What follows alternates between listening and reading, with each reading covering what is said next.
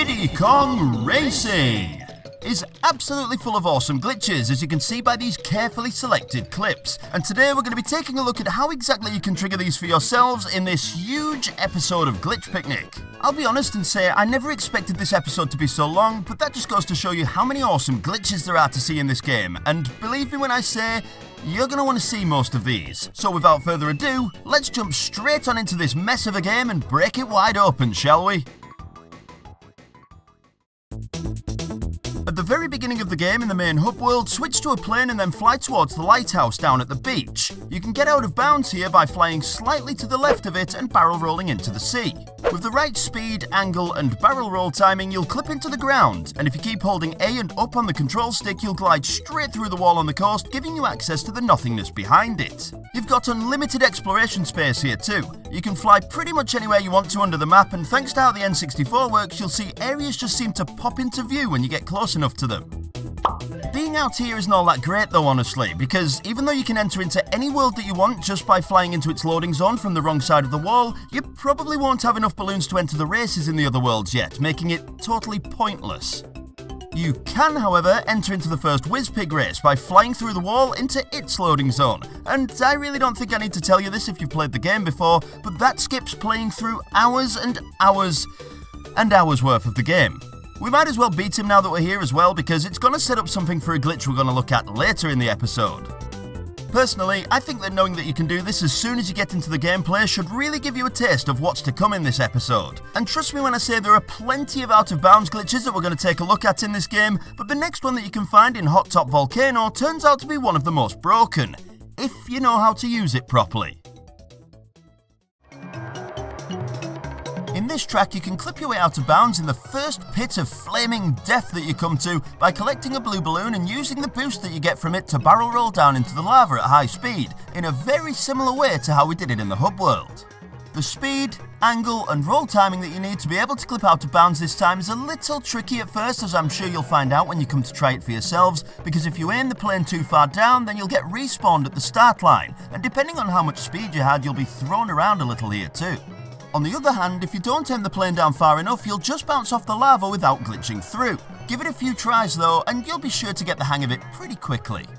When you eventually make it through though, the meaning of taking the inside lane goes to the next level by creating a totally new inside lane, and by cheating like that, by glitching out of bounds like this and loosely following the track, you'll be able to win the race with barely any effort at all. If you suddenly have a change of heart whilst you're out of bounds and decide that winning the race isn't what you're here for some reason, you'll find a random mystery loading zone directly under the start line that takes you back to the hub world. No one really knows why this loading zone is here, but just like the first glitch that we looked at, this is another one of the glitches that's a key to sequence breaking the game to finish it way quicker than we're supposed to be able to. But we'll take a look at the other key glitches later in the episode. We've got to save the best till last and all that, because there's still a ton of helpful cheats to see in other tracks first. Wait, did I say cheats again? I meant glitches, obviously. They're just so helpful that it's really hard not to call them cheats.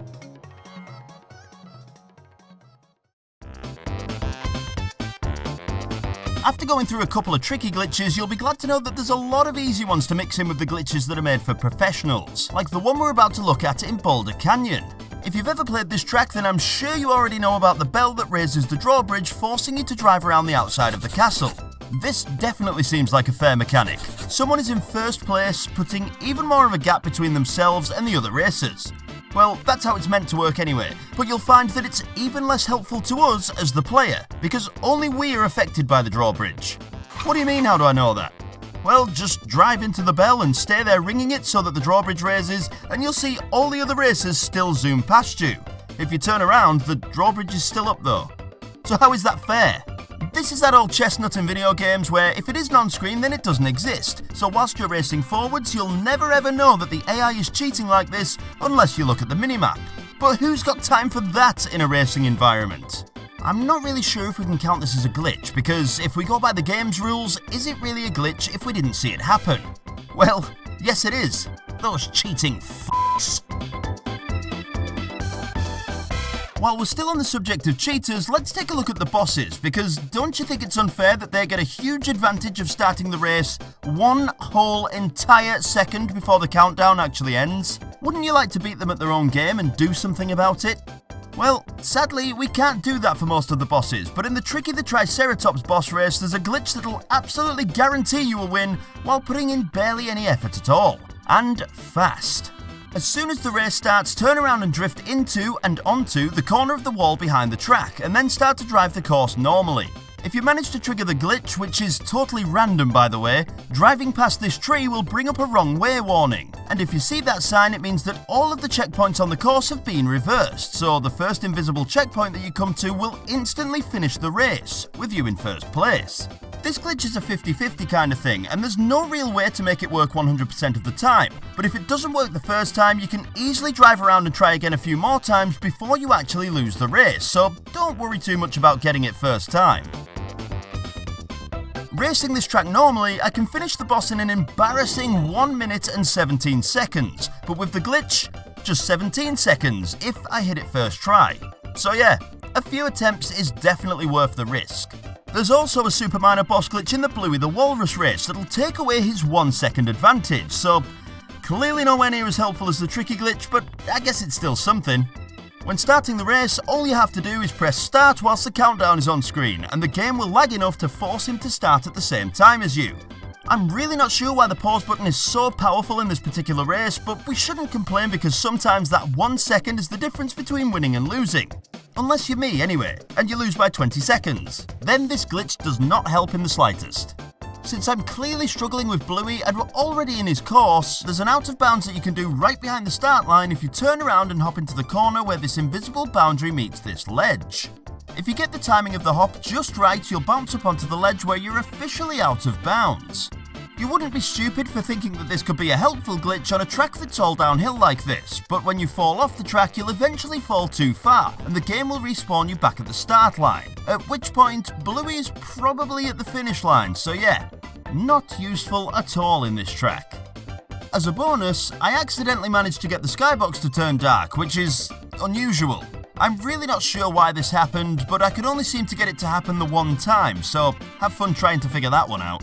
Clearly this glitch doesn't help you get anywhere fast, but that isn't an issue when there are so many out of bounds that are actually helpful in this game, like the ones you can find in Dark Moon Caverns and Walrus Cove, even if they are probably some of the hardest to pull off in the game.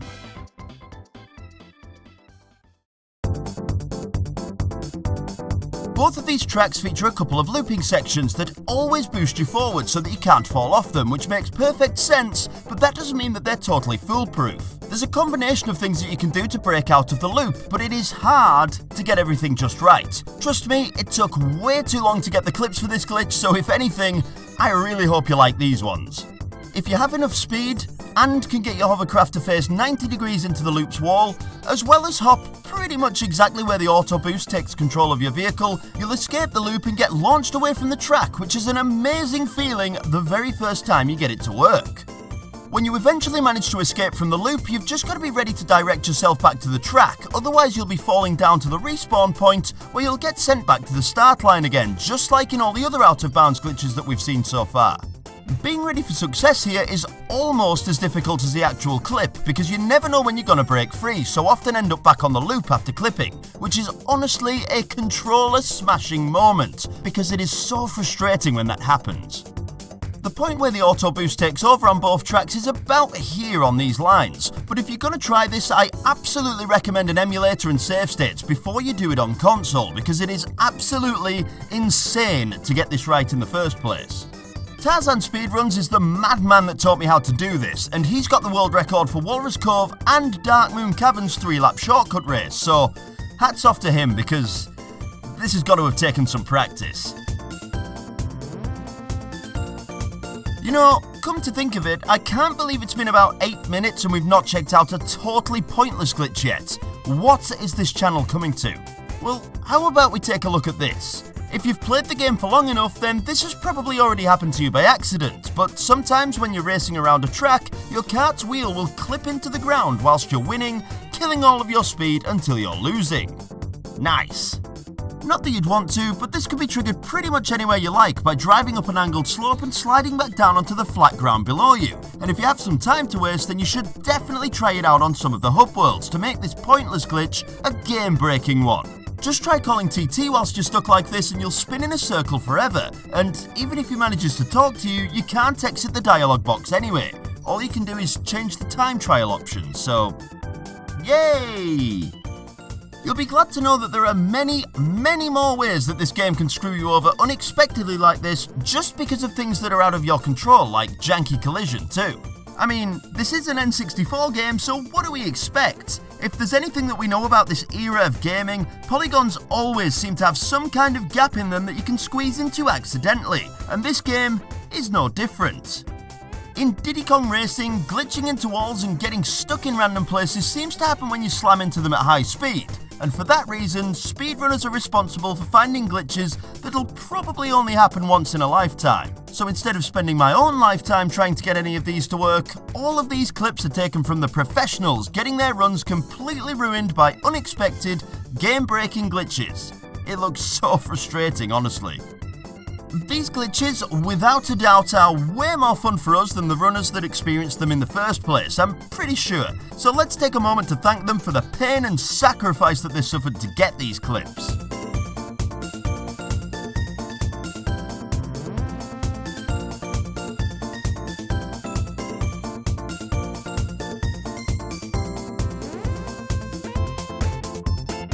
So it's clear to see that there's a lot of janky, random and hard to explain collision when you play the game to a higher level as these ladies and gents do, and we could literally be watching their clips all day if we don't stop now. So we better stop and look at something that you could easily recreate for yourselves instead.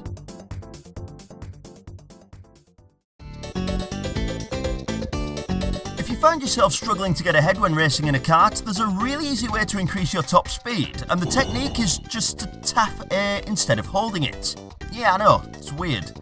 The cap for top speed is slightly higher if you tap the button instead of holding it, and as you can see, it looks like there's barely any difference at all, but it really does make staying ahead a lot easier despite the speedos showing like 2 miles per hour more, something like that.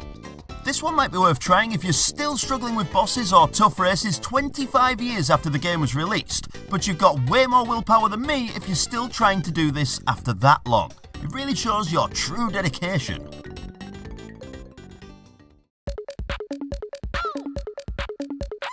If you're one of those people that really enjoys annoying other people, including but not limited to NPCs, then you'll be happy to know that our helpful friend TT responds to honking the horn over and over again to the point where he'll just break. Yeah, he tries to be so helpful that he can get frozen in time, which is kind of ironic for a clock if you ask me. You'll normally find TT wandering around the centre of each world, and after calling him, you won't be able to do it again until he's a certain distance away from you, but you can force him to walk much further than he's meant to by honking the horn, cancelling the menu, reversing a little, driving forward a little, and then honking again. By doing this over and over, you can guide him towards the trophy race rooms, and it's very apparent when he gets that far that he doesn't have any collision programmed. Or he's a ghost. One or the other, I don't know. Again, I know this doesn't seem like much on its own, but there are certain positions that he can stop in these corridors that'll cause him to raise up into the ceiling, and if he lands on top of you after cancelling out of his dialogue, you can get proxied all over the place. The more you play around with it, the more you'll realise that he can stomp you a couple of inches across the room, or into a totally different universe, but how far you get launched all depends on how high he was when the dialogue popped up and where he lands on top of you, which are both factors that are pretty hard to control. You can even use this glitch to get thrown into Smokey the Dragon's boss fight if you make him walk all the way over to this door, drive around to the boss door as quickly as you can, then call him again whilst you're in the corner between the door and the wall. If TT pops underground and the stars align, then when you cancel out of the dialogue box, you'll be thrown into the Smokey race. From here, you'll be able to complete the race like normal, and it'll count as a win on the overworld, but this can also end up being 100 times harder if after getting stomped on, the game just decides to launch you through the door with the warning on screen. You cannot get rid of this warning. It stays there until you reset the game, and these bosses are more than hard enough without this text blocking the entire screen. So now I've brought my chances of winning down to absolute zero, and that's just great. This glitch is extra helpful when you get to Future Funland, where you can use it to skip over the TT amulet door without having all of the amulet pieces. It is kinda tricky, but definitely doable on a console. And if you've been following along, then that's 3 out of the 4 sequence-breaking glitches that we're gonna need to be able to beat the game illegally. Well, not illegally, obviously, but not in the right way.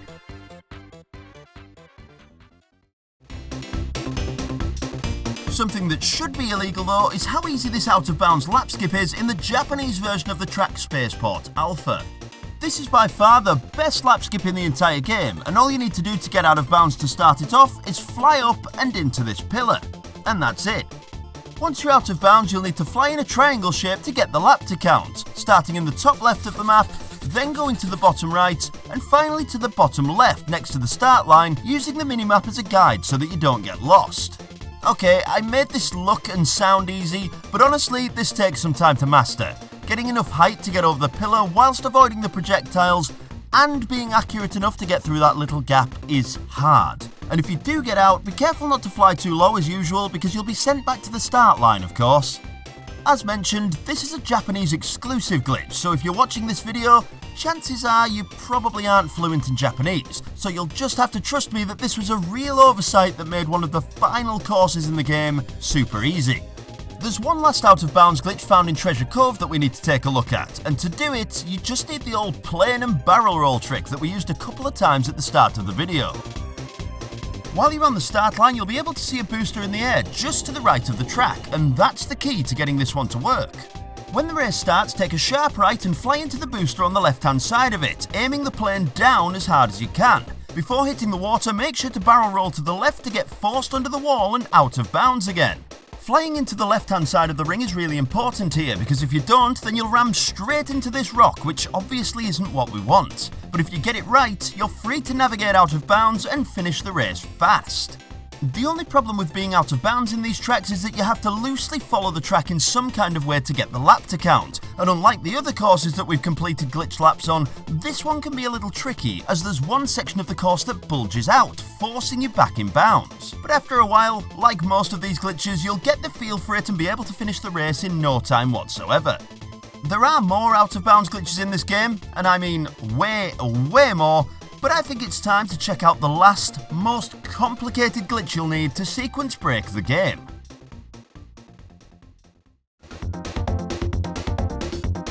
Take your mind all the way back to the glitch that we looked at, where you can find a loading zone under the start line if you clip out of bounds in Hot Top Volcano. It might be hard to remember because it was about 15 minutes ago after all. Well, the final glitch that you need to know for the sequence break before you can piece it all together uses this loading zone to help you easily win a trophy from any world that you like, instead of the one that you should be winning it from. Now that is helpful. For those of you that don't know, winning a trophy is a very time-consuming task in this game. When you first drive up to a trophy cabinet, you'll be told that you need to complete all of the tasks before you can even compete for the trophy. That means that in each world you'll need to beat all of the tracks in first place, then beat the boss, then beat all the coin races in that world, then beat the boss for a second time before you can even attempt to collect the trophy. So it's fair to say that this cuts out a lot of that work, because you'll only need to do that for the very first world, Dino Domain. Once you've managed to unlock the first trophy race, enter it and play through the courses until you reach Hot Top Volcano, then clip out of bounds and enter the loading zone under the start line to get taken back to the hub world, where once you've finally loaded back in, you'll be in a glitchy state where the game thinks the trophy race is still active, as you can see from the pause menu. From here, drive over to any world that you don't have a trophy in and enter into any race that you want. Just make it one that you can win easily and you'll be good to go, because when you finish the race, the trophy cutscene will start and show you the Dino Domain trophy, but the one that actually gets put on the podium once the celebrations are over will be from whichever world you chose to complete the final race in. This is especially glitchy because driving up to the trophy will still give you a message that says you'll need to complete all of the tasks in this world before attempting it, but that doesn't really matter because the trophy is still technically yours, so the message means nothing at all. I mean, look in the hub world here. Not a single level has a balloon on the door showing that none of the races have even been completed yet. That means as long as you have enough balloons to enter one level of the world that you drove to, you can collect its trophy, making the minimum number of balloons that you need to collect only 16. An entire 31 balloons total that you can skip and still finish the game. We finally made it, and if you took the time to learn everything, then the effort is more than worth it, because with the combination of out of bounds glitches, the trophy skip glitch, the hub world out of bounds, and the TT Stomp Glitch, you can complete the game by skipping over half the necessary races and tasks that you'd usually need. I'm not going to bore you with all the details on how to finish the game properly because it'll probably take 10 more minutes to explain, but if you want to know exactly what you need to do to finish the game 100%, then take a look at this list. As you can see, I wasn't joking when I said there's a lot of things you need to do in order to finish this game properly, but we've already learnt all of the skills to cut this list in half, so shall we? When you start the game, switch to a plane and go out of bounds to defeat the first Wizpig race by flying into its loading zone from out of bounds as seen in glitch number 1. Once you've done that, complete every single race in Dino Domain twice normally to unlock the second boss race, then complete the second boss race to unlock the trophy race. With access to trophy races, enter the one in Dino Domain and use the Hot Top Volcano loading zone to win every single trophy without doing all the extra tasks, which were glitches 2 and 7. When you've repeated the glitch 4 times and collected the last trophy, head to the sign on the beach to unlock the Future Funland portal. Then, head on in and use the TT Stomp Glitch to fire yourself over the final boss gate so that you can enter the final Wizpig race with a minimum of 16 balloons and no amulet pieces. Everything you've just done means that with plenty of practice you'll be able to finish the game in under an hour, instead of what Google claims to be about 20.5 hours. Incredible time save. But that is nothing compared to the final glitch of today's episode that'll help you finish this epic adventure in less than 10 minutes. No, I am not kidding.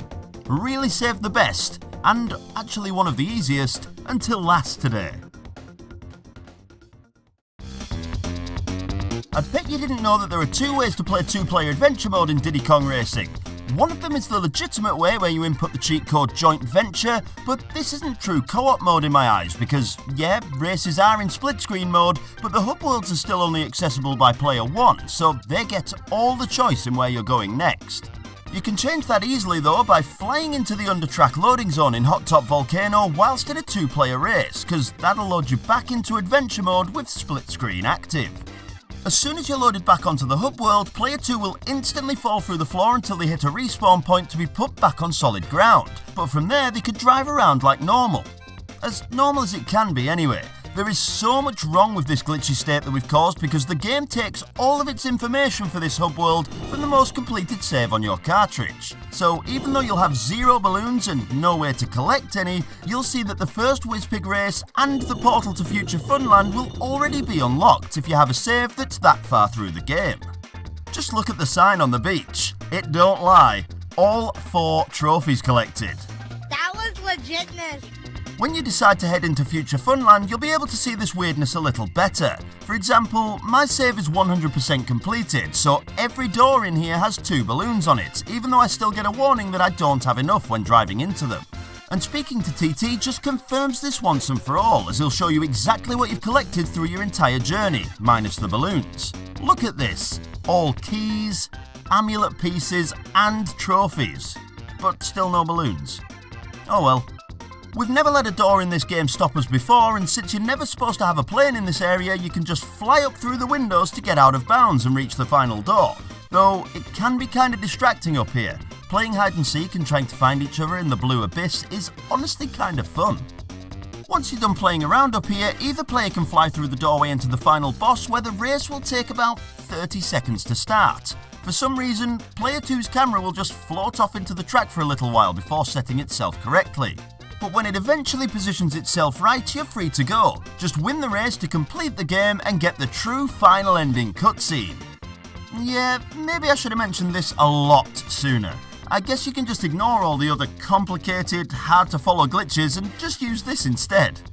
Oh well, now you're a glitch expert at this game instead.